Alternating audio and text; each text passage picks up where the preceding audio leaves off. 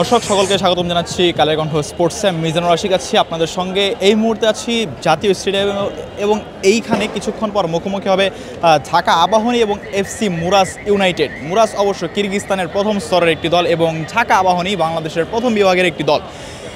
AFC challenge লিগের preliminary স্টেজে এই দুই দল মুখোমুখি হবে। এই দুই দলের মুখোমুখি হওয়ার এর আগের কোনো পরিসংখ্যান নেই, কিন্তু এই প্রথমবার তারা মুখোমুখি হবে। এএফসি চ্যালেঞ্জ লিগ এইটাই হচ্ছে প্রথম আসর এবং এই প্রথম আসরের প্রথম রাউন্ডে যদি ঢাকা আবাহনী এই ম্যাচটা জিতে যেতে পারে তাহলে আবাহনীর জন্য খুলে যেতে পারে এএফসি চ্যালেঞ্জ লিগের যে মেইন রাউন্ড, সেই মেইন রাউন্ডের টিকিট।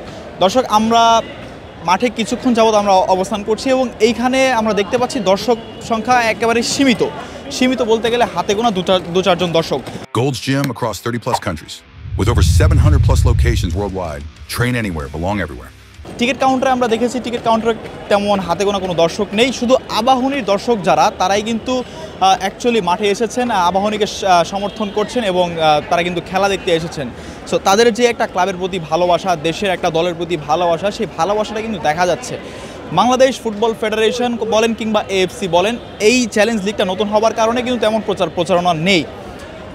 কিছুক্ষণ আগে শোনা মাত্র ধানমন্ডিতে গতকাল রাতে আবাহনীর যেই ক্লাবটা, সেই ক্লাব থেকে কিন্তু মাইকিং করা হচ্ছে 200 টাকা করে টিকিট, কিন্তু তবুও কিন্তু মিলছে না দর্শক। আসলে এতে কিন্তু খুব একটা প্রচারণার ঘাটতি পড়ে যাচ্ছে বাংলাদেশ ফুটবল ফেডারেশনের। যদি আরেকটু প্রচারণা হতো তাহলে বাংলাদেশ ন্যাশনাল টিমের যেই সাফ চ্যাম্পিয়নশিপ হয়, এএফসি এশিয়ান কাপের যে ম্যাচগুলো হয়, বাংলাদেশের যে ফ্রেন্ডলি ম্যাচগুলো হয়, ঠিক এমন একটা ভাইব পাওয়া যেত এবং ঠিক এমন কিন্তু দর্শকগুলোকেও কিন্তু দেখা যেত।